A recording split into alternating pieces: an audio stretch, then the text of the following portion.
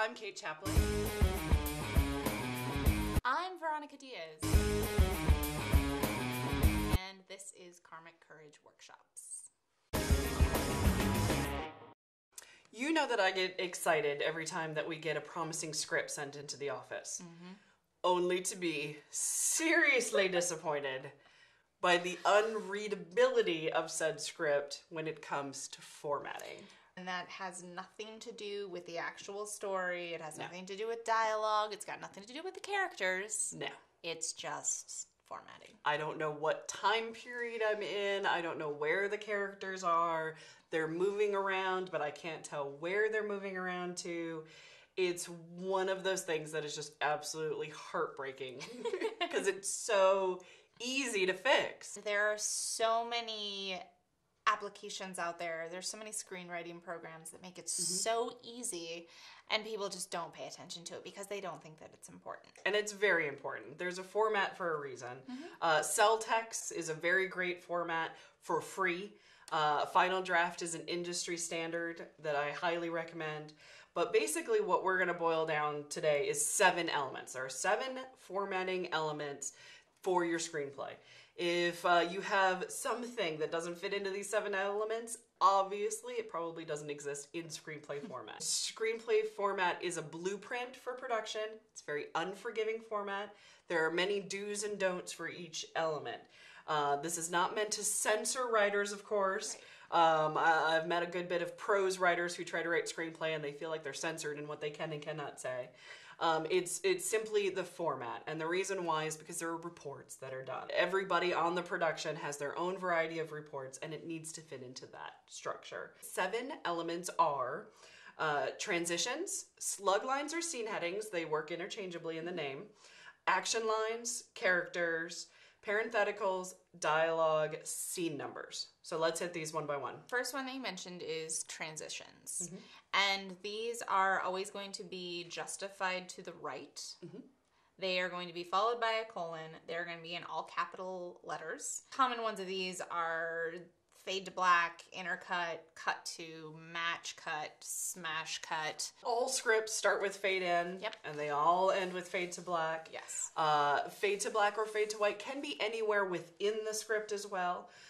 This is usually commonly used for when a character passes out. Intercut is usually used for a phone call, sometimes for other locations, but a lot of times it's where you have 2 different people in 2 different locations, and instead of writing interior house 2 over and over again, it's this scene is intercut between scene A and scene B. A match cut is also essential for writing in a shooting script, not a spec script, but in a shooting script. Now, another one of the elements that you talked about was a smash cut. And those are very rare, especially outside of action movies.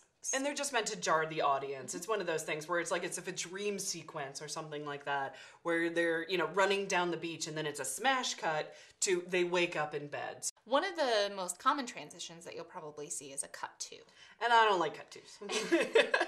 I was trained to use cut tos between every single scene heading as a cut to.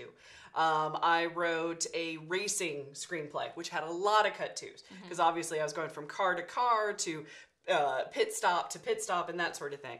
A friend had recommended, why don't you take out the cut twos, because we know obviously you're going from one scene to another. I did. I lost 12 pages of the script. Suddenly it's no longer a feature script by just taking out the cut twos. So it's a choice. Some like, some don't. I don't, just because I know it's not going to take up the proper amount of screen time for filming, and I do a lot of more independent productions, so I take them out. And in that example, that would be a great place to use something like an intercut, where you just say intercut between car A and car B, and then you write out the script, and you're right, that is going to take out a lot of the pages. Yeah. Which is good and bad. The next element is the scene heading or slug line, which you said are both interchangeable. Exactly. I've heard them called the same thing multiple times. I've heard the same person refer to them in both ways. But those are in all caps. They tell you where the scene is taking place. INT means it takes place in the interior. EXT, of course, is it takes place in the exterior. Also, I recommend for scene headings, don't just put bedroom if there's more than one bedroom. I've got so confused on scripts. Use as detailed as possible with the slug lines or the scene headings. only use morning, dusk, day, and night. And the reason for that is reports. There is no 5 p.m.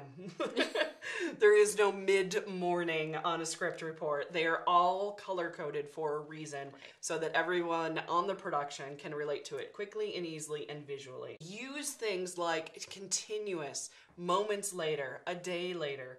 It really helps, because if you have a scene where somebody is exiting a car and going into the house, we want that to know that it's a continuous shot, because the script supervisor needs to know that it's going to be shot the same day, at the same time, with the same wardrobe, and that sort of thing. Again, these shots can be shot out of order. So the last thing is, if you're shooting a big party scene and your characters go to a private area, have that be a new scene heading. Right. Think of it as every time the camera moves, it's a new scene heading. And then the next element is action lines. Yes. And these are what come directly after the scene headings and or slug lines. It's basically a very brief description of the setting of what your characters are doing.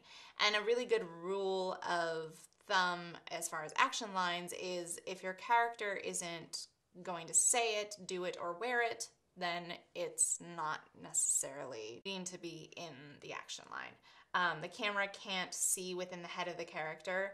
One thing that really bugs me is when we get scripts and it's the writer telling the camera what to do. Don't tell the camera what to do. Don't direct within your action lines. Exactly. Because that's not your job. One of the many pet peeves that I have is very simple, that goes along if the character doesn't say it, do it, or wear it, delete it, is I've seen the blood drains from the character's face. Now, you and I, we know a lot of talented actors. Of course. Can you name one that can actually, on cue, drain the blood from their face? These are things that are not practical applications to have in screenplay. Right. Use relevant visuals that are strong for your story that make sense to production. Absolutely. And action lines, just as far as the way that they look, they're going to be all lowercase. This is when you have to exercise proper grammar. It's actually the only time in the script when you have to use correct punctuation, correct grammar, and actually speak the way that you were taught to speak. Just a couple other things that are going to be incorporated within your action lines. The first time a character is mentioned, you want to put their name in all caps. And again, as you've said, this is just for reporting. This is for when you're casting, so you know the cast of characters. They basically will look at any capitalized character name, and if you don't have that character's name capitalized, then they probably won't notice it, and they won't get cast. Exactly. So you want to know. The other thing that are going to be within the action lines are sound cues, and these are also in all caps. If there's a bang or a pop or a phone ringing, going to be in all capitalized, just because then the sound guy knows what to pay attention to and what they need to get in Foley sound. The next elements are character and dialogue. Obviously, a character is very easy. That goes in your center of the page, and that is in all capital letters of who is speaking. Followed by that, of course, is the dialogue. The margins are a lot shorter, and Final Draft and Cell Text will actually do this for you, which is wonderful. It is the largest percentage of your script. In the later episode, we're going to talk about writing really great dialogue, but then this one is just about formatting. Center, 2.5 margins from 2.5 margins on either side. Not that you're unable to write a script in a program like Microsoft Word. Right. You can do it, but then you want, like you said, you want to focus on the 2.5 to 2.5, and you still want it to be left justified. I've also seen scripts where everything is center justified, and that just screams, I don't know script format. Exactly. Yeah, I'm trying to get away with not using a program. Right. Even free programs that are available. It's I've had many pet peeves when I read screenplays, and I don't know why this is. It's probably my most ridiculous pet peeve, but it is one that I see more often than not. And it's ellipses and it's EM dashes. And I don't know why it bothers me, but it did. But ellipses, as you know, because I've yelled about it, are dot, space, dot, space, dot. 3 dots, just not 3. 7, no, not 15. And that means that the character is not continuing what they're saying. They're going on a pause, not continuing their thought. They're trailing off. Exactly. And an EM dash is 2 lines next to each other. And what that means is that they're cut off. I have seen them be used interchangeably, and I get confused because I know what they're supposed to mean. But at the same time, it's one of my pet peeves because it's relating to how the character is speaking. Right. And a great way to kind of cover that is to use parentheticals. Yes, absolutely. And they are their personal direction when you believe that the director or the actors may not necessarily pick up on what you as the writer are trying to portray within that line. So these do need to be used kind of sparingly. You don't want to have a parenthetical after every character name. It slows down the reading dramatically if there is. Absolutely, but if you want someone to whisper something or if you want someone to shout something rather than using all caps, because as we said, that just gets very aggravating. But you can say whispering, shouting, attempting cool. You can direct them as to which character they're speaking to if there are multiple characters in. One of the ones that's actually really well used is a beat. Yeah, and I love beats. I think that if a writer can learn how to use beats properly, a beat is a pause as well. From theater, there's a lot of times a pause or a beat.